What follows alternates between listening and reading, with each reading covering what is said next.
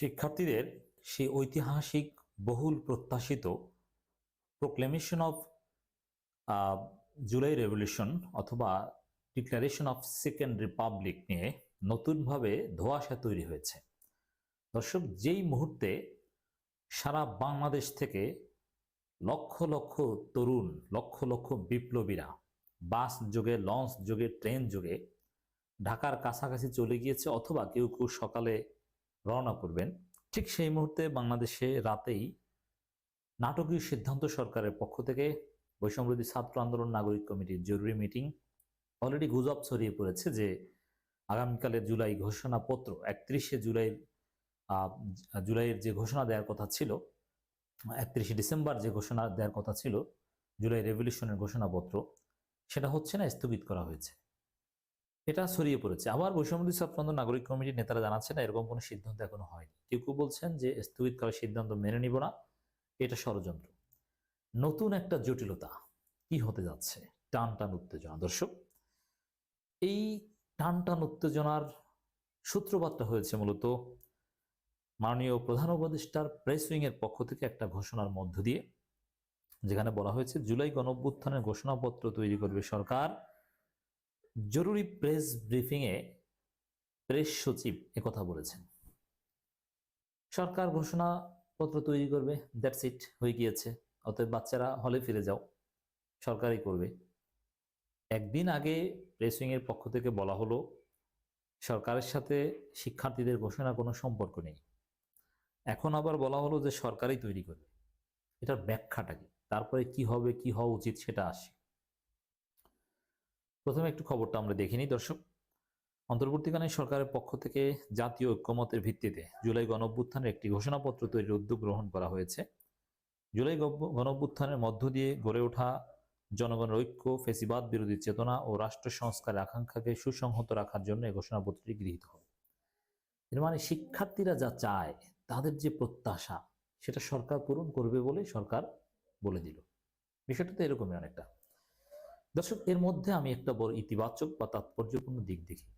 এর মানে শিক্ষার্থীদের যে ঘোষণা, ফেসবুক প্রচারণা, তাদের যে প্রস্তুতি, শহীদ মিনারে আসার যে প্রস্তুতি, জনতার যে ঢল নামবে বলে সরকার মনে করেছে, এটা দেখে একদিন আগের সরকারের সিদ্ধান্ত পরিবর্তন হয়েছে। এর মানে এটার একটা অর্থ যে সরকার শিক্ষার্থীদের দাবি কার্যত মেনে নিয়েছে। আমি খসড়া দেখলাম জুলাই গণঅভ্যুত্থানের, এতে আহামরি নতুনত্ব কিছু নেই, যেটা হওয়ার কথা সেটাই।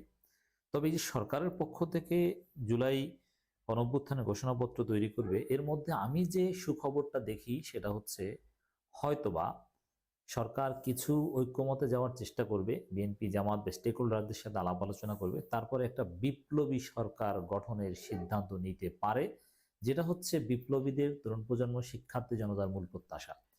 এর মানে সরকারের পক্ষ থেকে বিপ্লবী সরকার, আর বিপ্লবী সরকার মানে হচ্ছে ৭২ সংবিধানকে বাদ দিয়ে দেয়া, এরকম একটা চিন্তা আপাতত সরকার করছে বলে আমার মনে হচ্ছে। অতএব 31শে জুলাইয়ের আগেই শিক্ষার্থীদের একটা বিজয়, এই হিসাবে আমি দেখতে চাই। এখন শিক্ষার্থীদের পক্ষ থেকে ঘোষণা দেওয়া ঠিক হবে কি হবে না সেদিকে আসছি। তবে এখানে একটা কথা দর্শক, সরকারের এই ঘোষণা বিপ্লবী সরকার গঠনের ইঙ্গিত বলে আমি মনে করি। তবে বলা হচ্ছে যে জাতীয় ঐক্যমতের ভিত্তিতে। জাতীয় ঐক্যমত ইজ ইম্পসিবল। হোয়াট ইজ জাতীয় ঐক্যমত? BNP will never agree to বিপ্লবী টু দি গভর্নমেন্ট। অতএব হ্যাঁ, এখানে সরকার যেটা দেখাতে পারে যে না, আমরা চেষ্টা করছি সবার সাথে আলাপ আলোচনা করা, সবাইকে নিয়ে বিপ্লবী সরকার বা জাতীয় সরকার বা ঐক্যমতের ভিত্তিতে একটা কিছু করার সে চেষ্টা করতে পারে, বা একটা ঘোষণাপত্র তৈরি করার। কিন্তু এটা মনে রাখতে হবে, সবাই কখনো ঐক্যমত হবে না। বিএনপি, আওয়ামী লীগ কখনো ঐক্যমত হবে না। অতএব আমাদেরকে শিক্ষার্থী জনতা, তরুণ প্রজন্ম যারা শহীদ মিনারে ঘোষণা দিতে যাচ্ছে, তাদেরকে মনে রাখতে হবে এই জাতীয় ঐক্য, জাতীয় ঐক্যমত, এটা একটা vague concept. It will never be held in Bangladesh. অতএব সরকার উদ্যোগ নিয়েছে, এটা অবশ্যই পজিটিভ করবে। কিন্তু শিক্ষার্থীদের যে তৎপরতা, তাদের পক্ষ থেকে যে ঘোষণাপত্র, সেটা চালিয়ে যাওয়া উচিত। সেটা কিছুতে স্থগিত করা ঠিক হবে না। আমি যখন কথা বলছি তখন কিন্তু স্থগিত করা হয়নি, আমি জানি না, হয়তো আপনার আলোচনা শুনতে শুনতে একটা ফাইনাল ডিসিশন পাবেন। তো স্থগিত করা হোক বা না হোক, যাই করুক, আমার কথা হচ্ছে যে শিক্ষার্থীদের এই ঘোষণা দেয়া উচিত, পিছু হটা উচিত নয়।